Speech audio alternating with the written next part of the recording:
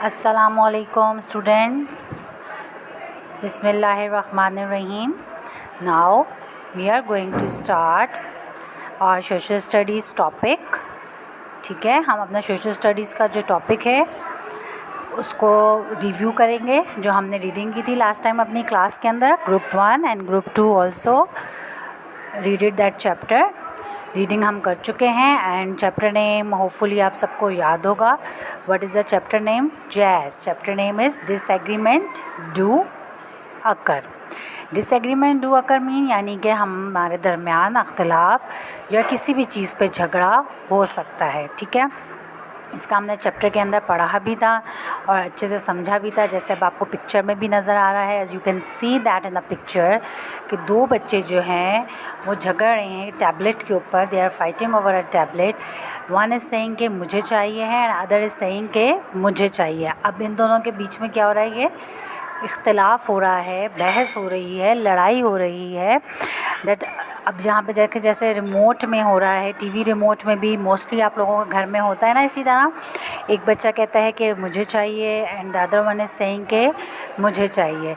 Same as it is हमारा toys के ऊपर भी हो सकता है, जैसे कि हम पिक्चर में देख रहे हैं कि one is saying give it to me and other is saying give it to me. ठीक है. अच्छा, अब जब हम ये चीज़ बात कर रहे होते हैं कि मुझे चाहिए तो क्या होता है कि हमारे बहस शुरू हो जाती है. हम बहुत ज़्यादा ज़ोर से बोलना शुरू कर देते हैं, ऊंचा बोलना शुरू कर देते हैं. और जब एक पर्सन ऊंचा बोलता है तो नेक्स्ट पर्सन भी ऑटोमेटिकली लाउडर हो जाता है, वो भी ऊंचा बोलने लग जाता है. ठीक है. एक कहता है येस और एक कहता है नो. कोई भी मतलब इस बात पर एग्री नहीं हो रहा होता है कि that the other person is right. मतलब हम दूसरे पर्सन को राइट नहीं मानते, हम ख़ुद को ही राइट कह रहे होते हैं और कि हमें ही चीज़ चाहिए होती है या हम ही सही होते हैं. और फिर जब हम ये काम करते हैं तो क्या होता है कि हम जो है बहुत ज़्यादा गुस्से में आ जाते हैं और हमें हर वक्त जो है नेगेटिव फीलिंग्स रहती हैं.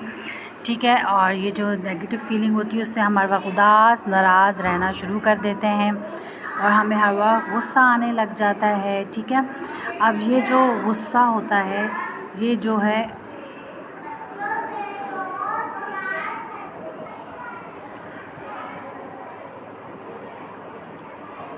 तो हम जो है नेगेटिव फीलिंग्स आ जाती है. अब ज़रूरी नहीं है कि बच्चे ही लड़ें, बड़ों में भी बहस हो सकती है. बड़े भी किसी बात पे एतराज़ कर सकते हैं कि नहीं हमें जो है ये चीज़ बात सही नहीं है, ये चीज़ गलत है, इस तरह है. ठीक है. तो ये बच्चों में भी हो सकती है. और एक वही बात है कि एक कहता है कि मैं राइट हूँ, दूसरा कहता है मैं राइट हूँ. मीन हम लोग इस बात पे एग्री ही नहीं हो रहे होते कि other person is also right. ज़रूरी नहीं है कि वन पर्सन राइट हो, सेकंड पर्सन भी राइट हो सकता है और हमें इस चीज़ को मानना चाहिए. और अगर दो बंदों के बीच में नहीं हो पा रहा तो थर्ड पर्सन को बीच में आके उनको सुलह करानी चाहिए. ठीक है. जैसे कि हमने क्लास में भी पढ़ा था, चैप्टर के अंदर रीडिंग की थी कि घर में जब उनकी बहस हुई थी तो उनके फादर ने उनकी बोला था कि नहीं आप कर लें. और जब क्लासरूम में कुछ बच्चों ने कहा था कि हमने जाना है, हमने स्विमिंग के लिए जाना है, हमने प्लेग्राउंड में जाना, तो टीचर ने उनकी सुलह करवाई थी.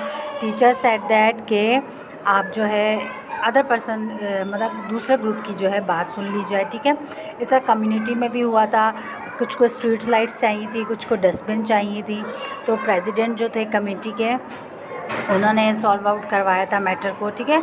तो डिसएग्रीमेंट्स हो सकती हैं हमारे दरमियान में और हमें चाहिए कि अगले के उसको एक्सेप्ट करें ओपिनियन को और डिसएग्रीमेंट को एग्रीमेंट में तब्दील करें, उसको चेंज करें.